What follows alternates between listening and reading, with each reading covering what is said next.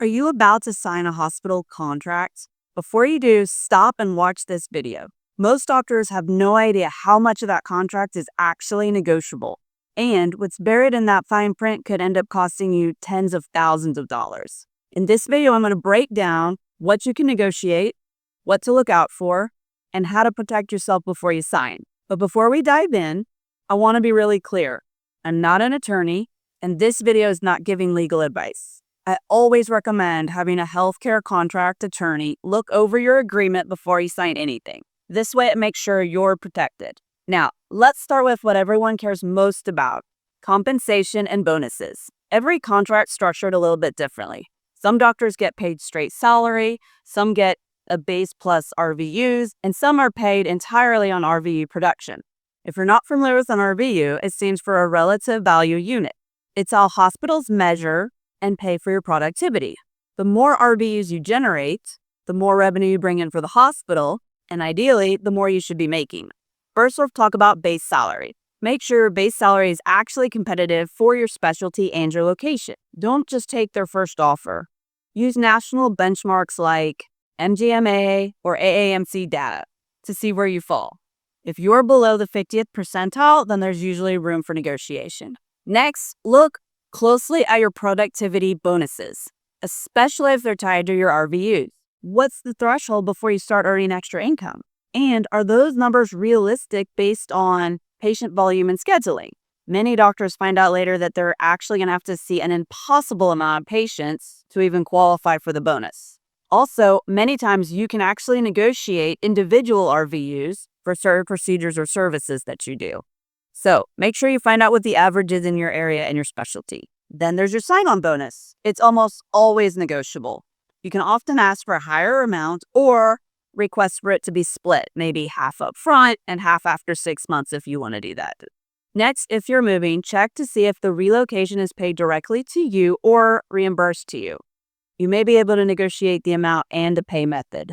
And finally, ask if there's any retention bonus. This can actually add meaningful long-term value and are often overlooked in the initial offers. Next, we're going to talk about your schedule and workload, two things that can make or break your quality of life.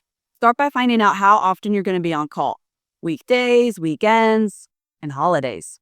And don't just assume that it's evenly split amongst all the providers. Some contracts leave the newer doctors taking more call than expected.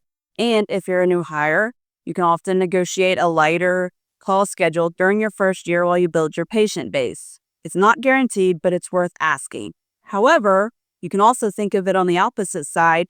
If you're new and you don't have any patients, it's a really good way to get patients by being on call. Also, check to see if you're compensated separately, meaning do you get extra money for being on call or coming in after hours? Some hospitals include this in your base salary, others pay per shift or per call. This is definitely worth asking and many times negotiable. And finally, clarify patient volume expectation and clinic hours. How many patients are you expected to see per day? What's considered full-time? These details have a huge impact on both your workload and your bonus potential. Now, once you understand your schedule and your workload, the next step is to make sure your contract protects your time and your future. And that's where we're going to look at the non-compete and termination clause. Now, when looking at your non-compete and your termination clause, first you're going to ask, how long does the clause extend for after you leave? Does the contract specify 1 year, 2 years, or maybe even more? The duration really will matter. Then you need to ask, how wide is the geographic restriction? Is it limited to a few miles around your current practice, the county, or even the whole state? These boundaries really will make a big difference. Next, you should absolutely try to reduce or remove the clause completely during your negotiation. You can ask for a shorter term, a smaller geographic radius, or even carve out exceptions. For example, maybe certain specialties. Finally, and very importantly, how enforceable is this in your state? Laws are rapidly evolving for physicians and healthcare providers. For example, some states are limiting non-competes to doctors for 1 year in a narrow radius. Others are outright voiding them for physicians. So don't assume the clause is ironclad. It depends on your specialty, your state, and when the agreement was signed. It's crucial to hire a healthcare contract attorney to review your contract, not only to overlook your non-compete section, but also to make sure you have a really clear exit strategy. The right legal guidance can protect you from surprise penalties, long notice periods, or restrictive clauses that could limit your future opportunities. I can't tell you how many times I've seen this time and time again. Now let's wrap up with a few other important items that you can and should negotiate in your contract. First, let's talk about medical malpractice insurance. Make sure you know what type of coverage you have. Is it claims made or occurrences? If it's claims made, you'll need to know who covers your tail coverage when you leave, because this can cost tens of thousands of dollars, so don't skip this section. It's one of the most expensive mistakes I see physicians make. Next, check your CME and professional development allowance. How much is provided each year, and what does it cover? Some contracts include travel, lodging, and the conference fees. Others may only cover online fees. Also confirm that your license renewals, your board certifications, or professional dues are all covered. Those costs add up quickly. And finally, here's a few quality of life items that you can absolutely negotiate. First, vacation or PTO time. This really is more common than you think. Next, student loan repayment. Some hospitals will cover your student loans as a sign-on bonus. Next, schedule flexibility, maybe like remote admin or half days for paperwork. Also, your office support staff, because your productivity and sanity depends on having a strong team behind you.